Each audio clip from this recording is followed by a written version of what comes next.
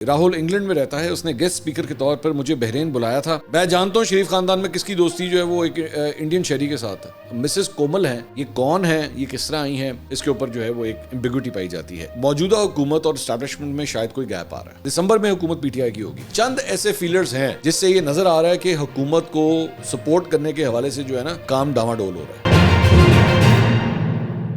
السلام علیکم ناظرین، میں ہوں منصور علی خان، اپنے ڈیجیٹل چینل کے اوپر آپ کو خوش آمدید کہوں گا۔ ناظرین، پچھلے 12 گھنٹے میں جو خبریں ڈیولپ ہوئی ہیں اس کے بارے میں بھی بات کریں گے، اور ہمارا پچھلا پوڈ کاسٹ جو شفقت محمود صاحب کے ساتھ تھا اس کے بارے میں بھی کچھ بات کریں گے، لیکن اس سے پہلے آپ سے ریکویسٹ ہے کہ چینل کو سبسکرائب کرنا مت بھولیے گا، بیل آئیکن پریس کیجیے، اگر آپ کو ویڈیو پسند آئے اسے لائک اور شیئر ضرور کیجیے گا۔ 15 لاکھ سبسکرائبرز کے ٹارگٹ کی طرف بڑی تیزی سے ہم رواں دواں ہیں، اور آپ سے ریکویسٹ ہے کہ آپ بھی ہماری اس میں مدد کیجیے۔ انشاءاللہ جلد یہ ٹارگٹ جو ہے وہ ضرور اچیو کیا جائے گا۔ نیچے کامنٹ سیکشن میں please do write your comments also, آپ کے فیڈ بیک، آپ کے کامنٹس ہمارے لیے بہت ضروری ہیں۔ اچھا جی، سب سے پہلے تو جناب خیبر پختونخوا حکومت نے 9 مئی کے واقعات کی جوڈیشل انکوائری کے لیے پشاور ہائی کورٹ سے اب باقاعدہ رجوع کر لیا ہے۔ میں پہلے بھی اس کے بارے میں بات کر رہا تھا کہ باتیں تو بہت ہو رہی تھیں لیکن ابھی تک کیا کچھ نہیں گیا تھا، اب انہوں نے کر لیا ہے، اور اس کے بارے میں بھی تفصیل سے بات کریں گے۔ لیکن سب سے پہلی خبر جو میں شیئر کرنا چاہوں گا وہ ہے جناب پنجاب کی وزیر اطلاعات عظمہ بخاری صاحبہ نے وزیر اعلیٰ اور خواتین اینکرز کی کردار کشی کے الزام میں ڈاکٹر عمر عادل کے خلاف ایف آئی اے کو باقاعدہ درخواست دے دی ہے۔ عظمہ بخاری نے ایف آئی اے کو دی گئی درخواست میں کہا ہے کہ جی یوٹیوبر عمر عادل نے اپنے ویلاگ میں وزیر اعلیٰ پنجاب اور دیگر خواتین اینکرز کی کردار کشی کی ہے۔ انہوں نے کہا کہ عمر عادل جو ہے وہ ایک یوٹیوب چینل کے اندر شریک میزبان بھی ہیں، اور اس میں کہا گیا کہ وزیر اعلیٰ پنجاب اور خواتین اینکرز کے حوالے سے گفتگو کرنے پر ان کے خلاف جو ہے وہ کارروائی کی جائے۔ ہی از ان دا سینٹر آف دا اسٹارم، کیونکہ جس قسم کی وہ کامنٹری کرتے رہے ہیں خواتین، اور خاص طور پہ خواتین کے حوالے سے، آئی ڈونٹ نو کہ خواتین کے ساتھ ان کو زیادہ ایشو کیوں ہے، اس کے حوالے سے کئی خواتین جو ہیں وہ اس پہ کافی حد تک ناراض ہیں، اور میری اطلاعات کے مطابق صرف عظمہ بخاری نہیں بلکہ ان کے اگینسٹ جو ہیں کچھ اور کیسز اور کچھ اور ایف آئی اے کو کمپلینٹس بھی جو ہیں وہ جا رہی ہیں۔ تو ویسے تو انہوں نے اپنی ویڈیوز کے اندر کہا تھا کہ میری جوتی کی نوک پہ، تو دیکھتے ہیں کس کی جوتی کی نوک ہوتی ہے، لیٹس سی واٹ ہیپنس۔ اچھا جی، اس کے علاوہ وزارت توانائی نے جناب آئی پی پیز، ان کے آج کل آئی پی پیز جو ہیں کافی فوکس میں آئے ہوئے ہیں، تو آئی پی پیز کے خلاف ملک گیر آگاہی مہم کے بعد ایمرجنسی پلان جو ہے وہ تیار کر لیا ہے، اور ذرائع کے مطابق تمام سرکاری نیم سرکاری اداروں میں مفت بجلی کی سہولت ختم کرنے کی تجویز دی گئی ہے، جبکہ بیوروکریٹس، ججز اور پارلیمنٹیرینز سمیت سب کی مفت بجلی بند کرنے کی بھی تجویز دی گئی ہے۔ دوسری جانب جیو نے رپورٹ کی ہے کہ وزارت توانائی کی جانب سے پارلیمنٹیرینز کو مفت یونٹ ملنے کی تردید نہ کرنے پر حکومتی اور اپوزیشن ارکان نے وزارت کے خلاف قومی اسمبلی میں تحریک استحقاق جمع کروائی۔ ارکان قومی اسمبلی نے اسپیکر قومی اسمبلی سردار ایاز صادق سے رابطہ کیا اور شکوہ کیا کہ ارکان اسمبلی پارلیمنٹ لاجز کا کرایہ ادا کرتے ہیں، بجلی اور گیس کا بل بھی دیتے ہیں۔ انہوں نے کہا کہ انتخابات میں حصہ لینے سے پہلے تمام ادائیگیوں کا این او سی جمع کرانا لازم ہے۔ وزارت توانائی کی اس مہم پر خاموشی مجرمانہ ہے۔ انہوں نے کہا کہ وزارت توانائی کو فوری فیک نیوز کی تردید کرنا چاہیے تھی۔ اسپیکر ایاز صادق نے ارکان کو یقین دہانی کرائی کہ ارکان کی عزت و توقیر پر کوئی سمجھوتہ نہیں ہوگا، ہاؤس کا کسٹوڈین ہوں، ارکان کی عزت میں اضافہ یقینی بناؤں گا۔ اس کے علاوہ جناب خیبر پختونخوا حکومت نے 9 مئی کے واقعات کے حوالے سے جوڈیشل انکوائری کے لیے پشاور ہائی کورٹ سے رجوع کر لیا۔ شروع میں نے آپ سے بات کی تھی، اور chief justice Peshawar high court سے جوڈیشل کمیشن بنانے کی انہوں نے استدعا کی ہے۔ وزیر قانون خیبر پختونخوا آفتاب عالم نے کہا کہ جوڈیشل کمیشن کے لیے chief justice Peshawar high court کو خط بھیج دیا ہے، اور خط میں 9 مئی واقعات سے متعلق جوڈیشل کمیشن کے قیام کی استدعا کی گئی ہے۔ اچھا جی، اس کے علاوہ رؤف حسن جو سیکرٹری اطلاعات ہیں پاکستان تحریک انصاف کے، ان کو جسمانی ریمانڈ مکمل ہونے پر جو ہے وہ ایف آئی اے نے اسلام آباد میں ڈیوٹی جج مرید عباس کی عدالت میں پیش کیا۔ ایف آئی اے نے رؤف حسن اور دیگر ملزمان کے 8 روز کے جسمانی ریمانڈ کی استدعا کی۔ ایف آئی اے پروسیکیوٹر نے کہا کہ ریکارڈ میں ریاست مخالف ویڈیوز کے ٹرانسکرپٹ لگائے گئے ہیں، مزید ریکوری کے لیے مزید 8 دن کا جسمانی ریمانڈ درکار ہے۔ پیکا ایکٹ کے تحت 30 دن کا ریمانڈ حاصل کر سکتے ہیں۔ جب تک ملزمان کی کسٹڈی نہیں ہوگی تو ہم انکوائری کیسے کریں گے؟ جج صاحب نے سوال کیا کہ رؤف حسن کا انڈیا سے ویزا یا ٹکٹ بھی آیا ہے، تو ایف آئی اے پروسیکیوٹر نے کہا کہ جی رؤف حسن کا بھارت سے سفری ٹکٹ آیا ہے۔ جج صاحب نے سوال کیا کہ رؤف حسن صاحب آپ کبھی بھارت گئے ہیں؟ راہل نامی بندے کے ساتھ آپ کی چیٹ ہے، اس کا اقرار کرتے ہیں؟ تو رؤف حسن نے کہا کہ جی راہل انگلینڈ میں رہتا ہے، اس نے گیسٹ اسپیکر کے طور پر مجھے بحرین بلایا تھا، دسمبر 2023 میں بحرین بلایا تھا، میں کنگز کالج لندن کا سینئر فیلو ہوں۔ رؤف حسن نے کہا کہ جس مقدمے میں مجھے گرفتار کیا گیا وہ میرے دائرۂ اختیار میں آتا ہی نہیں، میری ذمہ داری الیکٹرانک میڈیا سے ڈیل کرنا ہے۔ زلفی بخاری پی ٹی آئی کے لیے انٹرنیشنل میڈیا دیکھتے ہیں، اس کیس میں جو مجھ پر الزام لگائے گئے ہیں وہ بے بنیاد ہیں۔ اس کے ساتھ ہی P T I social media activist Syeda Urooba کو بھی جسمانی ریمانڈ حاصل کرنے کے لیے عدالت میں پیش کیا گیا. سیدہ عروبہ کو گزشتہ روز ایف آئی اے نے گرفتار کیا تھا. ایف آئی اے پروسیکیوٹر نے کہا کہ عروبہ پی ٹی آئی کے ایکس اکاؤنٹ کو ہینڈل کرتی ہیں, انہیں ابھی تک اکاؤنٹس کو سرنڈر نہیں کیا ہے. علی بخاری جو وکیل ہیں پی ٹی آئی کے, انہوں نے کہا کہ خاتون ایک ملازم کے طور پہ پی ٹی آئی کے سوشل میڈیا اکاؤنٹس ہینڈل کرتی ہیں. ہاسٹل سے گرفتار کیا جو قانون کے خلاف ہے. ایف آئی اے سیدہ عروبہ کو نوٹس بھی کر سکتی تھی. رؤف حسن کینسر سے لڑ چکے ہیں اور عمر رسیدہ ہیں. علی بخاری ایڈوکیٹ نے رؤف حسن سمیت دیگر کو مقدمے سے ڈسچارج کرنے کی استدعا کی. عدالت نے سیدہ عروبہ کے جسمانی ریمانڈ کی استدعا مسترد کر دی اور جوڈیشل ریمانڈ پر انہیں جیل بھیجنے کا حکم دیا اور رؤف حسن اور دیگر کے جسمانی ریمانڈ میں منگل 30 جولائی تک کی توسیع کر دی, 2 دن کی. اچھا, اب یہ جو سیدہ عروبہ ہیں, میرے خیال میں ان کی اب یہ کیونکہ جوڈیشل ہو گیا تو کل موسٹ پروبیبلی ان کی ضمانت کے لیے جو ہے اپلائی کیا جائے گا.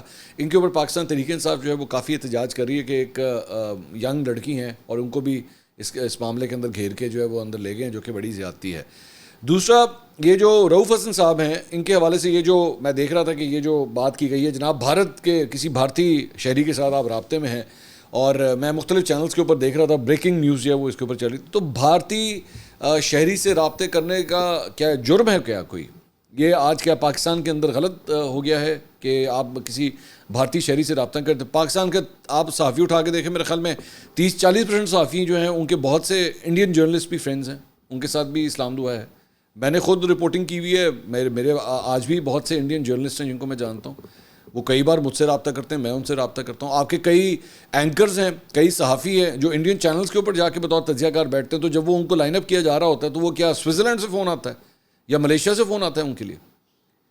تو آپ چلیں یہ ساری بات چھوڑ دیں, میں آپ کو کئی پاکستان کے سیاستدان دکھا سکتا ہوں اور بولیں میں شریف خاندان تک جانے کے لیے تیار ہوں. آپ کر کے دکھائیں مجھے چیلنج اس بات کے حوالے سے. میں جانتا ہوں شریف خاندان میں کس کی دوستی جو ہے وہ ایک انڈین شہری کے ساتھ ہے, آپ بتائیں. میں اس کو ثابت تک کرنے کے لیے تیار ہوں, لیکن میرے لیے یہ حیرانگی کی بات نہیں, کیونکہ ظاہری بات ہے آپ کی ہوتی ہے, آپ کے کانٹیکٹس ہوتے ہیں. ہاں, آپ ان کانٹیکٹس کی بنیاد کے اوپر پاکستان کے اندر کوئی افراتفری یا پاکستان کی سیاست کے اندر کچھ کرنا چاہ رہے ہیں یا اس کو توڑ موڑ کرنے کی کوشش کریں, yes that is under scrutiny, یہ ہونا چاہیے, بالکل ہونا چاہیے.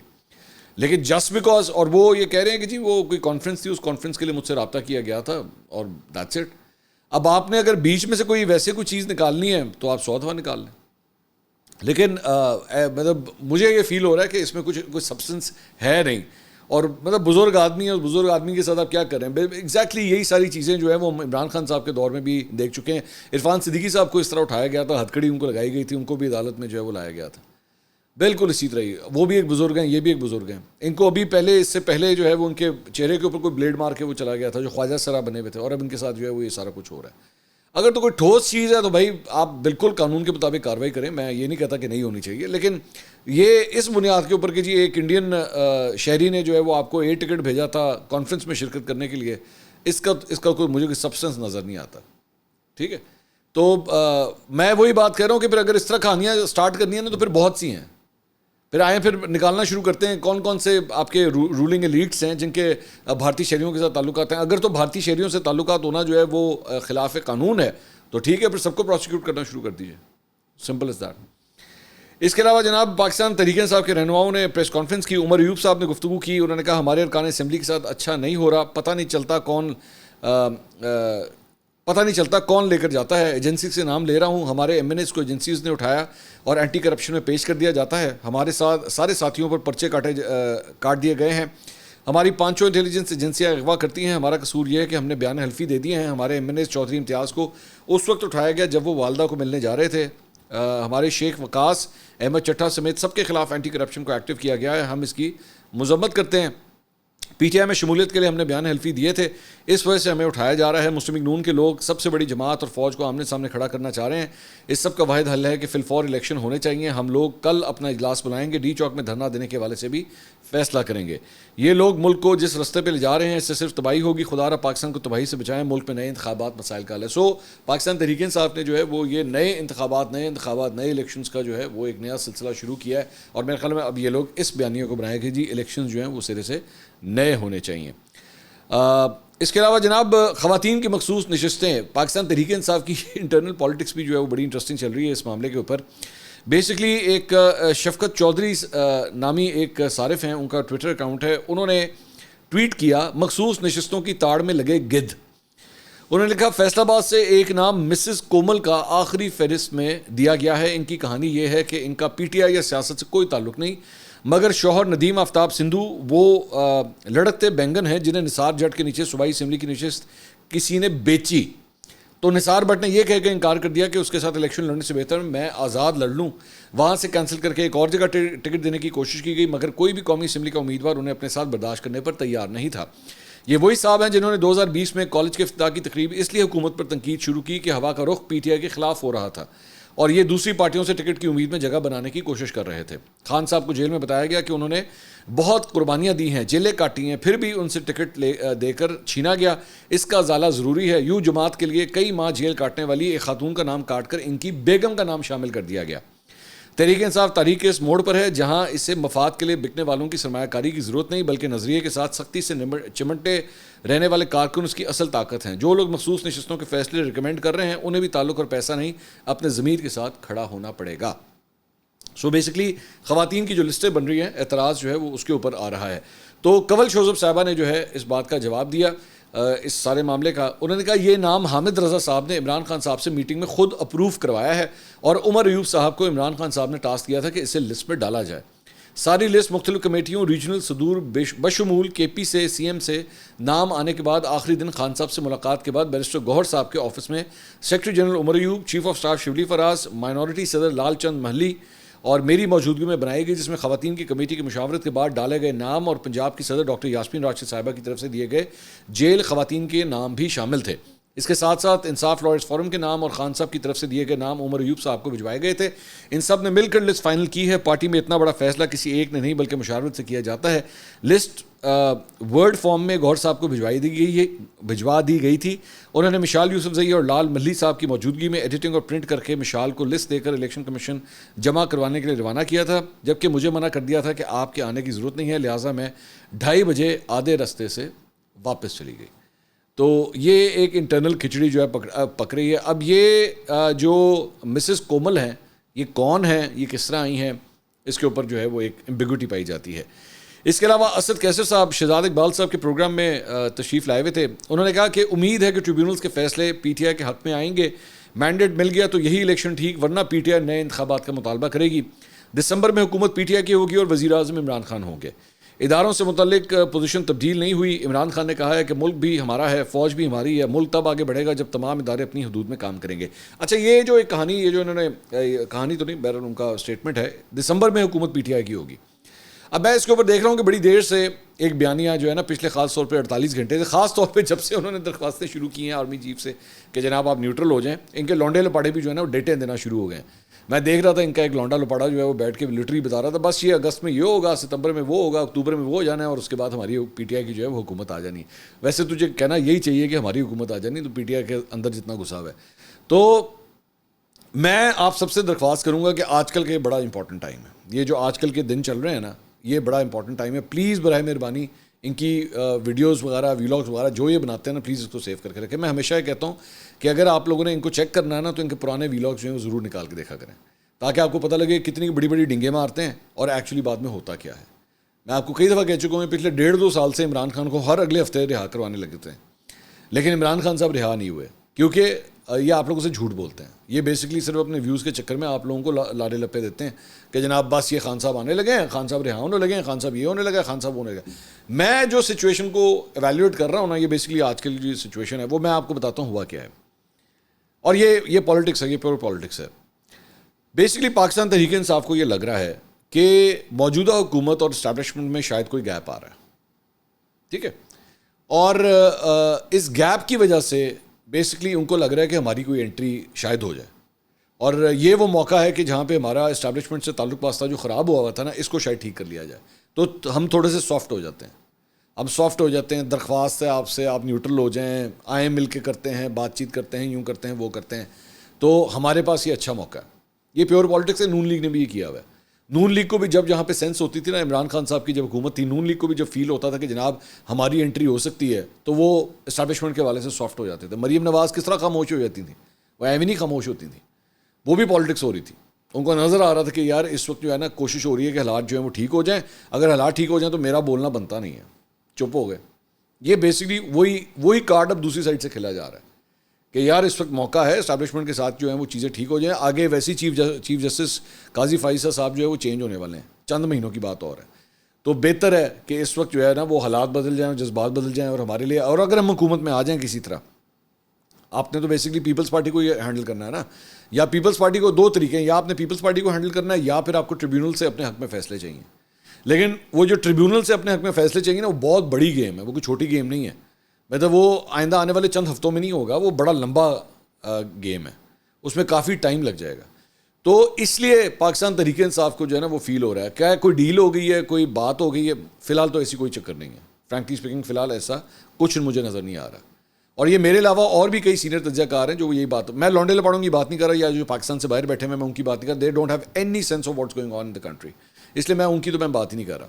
لیکن جو کریڈیبل سینئر جرنلسٹ ہیں پاکستان کے اندر, جو میری ان کی میں نے رائے سنی ہے یا میری ان سے بات ہوئی ہے, وہ صرف اور صرف کہانی اتنی ہے کہ پاکستان تحریک انصاف جو ہے نا وہ ایک چاہ رہی ہے کہ ہم انٹرسیپٹ کریں, ہم اس سارے معاملے کے اندر انٹرسیپٹ کریں. یہ موقع ہے کہ ہم اپنے بنا لیں. میں آپ کو چھوٹی سی ایک اور بات بتاتا ہوں. عمران خان صاحب کی جو گورنمنٹ تھی نا, اور خواجہ آصف صاحب نے, آپ کو یاد ہوگا کہ میرے ایک انٹرویو کے اندر انہوں نے کہا تھا کہ جی 2019 کے اندر, پہلے 2018 میں الیکشنز ہوئے, پی ٹی آئی کی گورنمنٹ آئی, اور 2019 میں جو ہے ان کو آفر کر دی گئی تھی کہ جناب پنجاب لے لیں, ابھی پنجاب لے لیں اور 6 مہینے کے بعد سینٹرل لے لیں, فیڈرل گورنمنٹ لے لیں.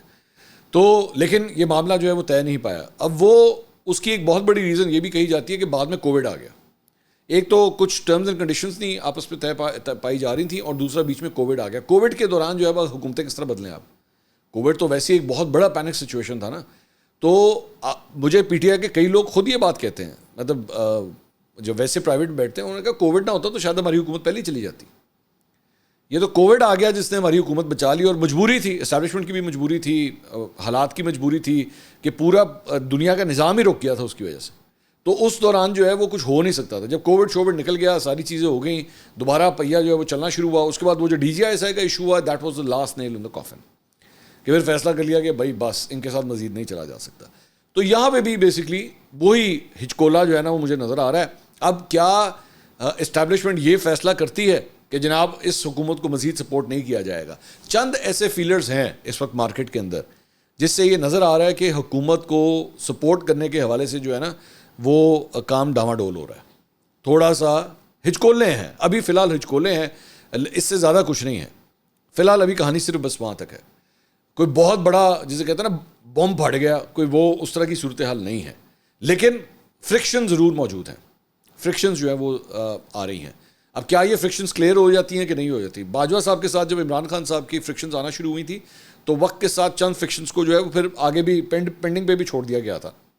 عثمان Buzdar was a disaster in the first 3-4 months, اور اسٹیبلشمنٹ نے کہا تھا خان صاحب کو. بلکہ میں اب آپ کو ایک اور انٹرسٹنگ بات بتاتا ہوں, جا کے چیک کیجیے گا, یہ بڑی انٹرسٹنگ بات ہے. ایک بڑے مشہور یوٹیوبر ہیں, انہوں نے پوری عثمان بزدار کے خلاف کیمپین شروع کر دی تھی, جبکہ ویسے وہ بڑے پرو پی ٹی آئی کنسیڈر ہوتے ہیں. تو انہوں نے پوری ایک کیمپین شروع کر دی تھی عثمان بزدار کے خلاف. وہ جو کیمپین بھی جو تھی نا وہ وہاں سے چل رہی تھی, وہ بیسکلی وہاں سے اشارہ آ رہا تھا کہ جناب کرو نا, ایسے ذرا تھوڑا جا کرو. تو پوری ایک کیمپین سٹارٹ کر دی تھی انہوں نے. وہ اس لیے کیونکہ وہ کنٹرول اس وقت وہاں سے ہوتے تھے, وہ کنٹرول وہاں سے ہوتے تھے, تو اس لیے یہ کام انہوں نے شروع کر دیا. عمران خان سے ان کو کوئی پرابلم نہیں تھی, پی ٹی آئی سے ان کو کوئی پرابلم نہیں تھی. عثمان بزدار کے اوپر حملے کی وجہ بھی جو تھی وہ بیسکلی بڑے گھر سے انسٹرکشنز تھی کہ بھائی جان ایسا کچھ کرو.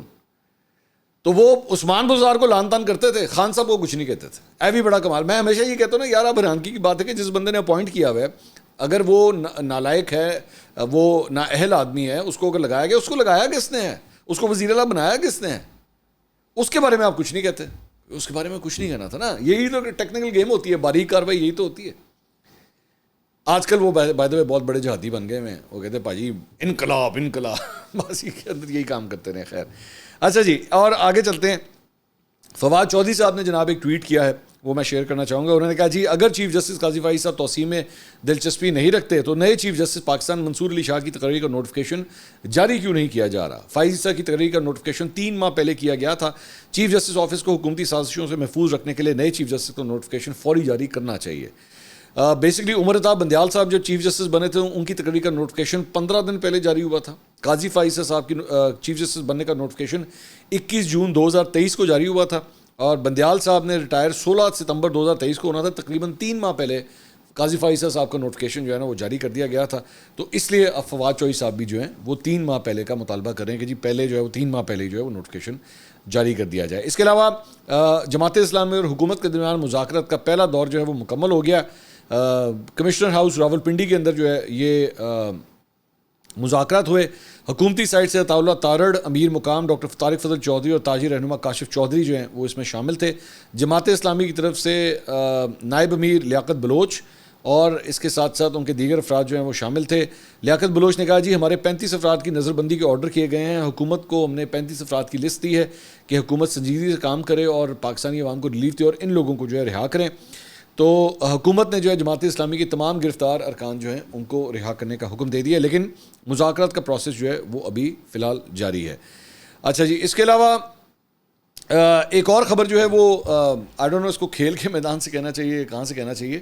یہ بیسکلی خان صاحب کے جو بچے ہیں ان کے حوالے سے یہ جو ہے وہ ویڈیو آئی ہے. جمیمہ گولڈ سمتھ نے جو ہے وہ یہ ویڈیو شیئر کی. انہوں نے کہا some a political content a batsman and a bowler. تو خان صاحب کے بچے بھی جو ہیں وہ کرکٹ کھیل رہے ہیں اور سوشل میڈیا اکاؤنٹ انسٹاگرام پہ اپنے دونوں صاحبزادوں کی، سلیمان کی اور قاسم کی، انہوں نے یہ سٹوریز جو ہیں اور ویڈیوز جو ہیں وہ شیئر کی ہیں اور وائٹ کرکٹ کٹ کے اندر جو ہے دونوں کو دیکھا جا سکتا ہے.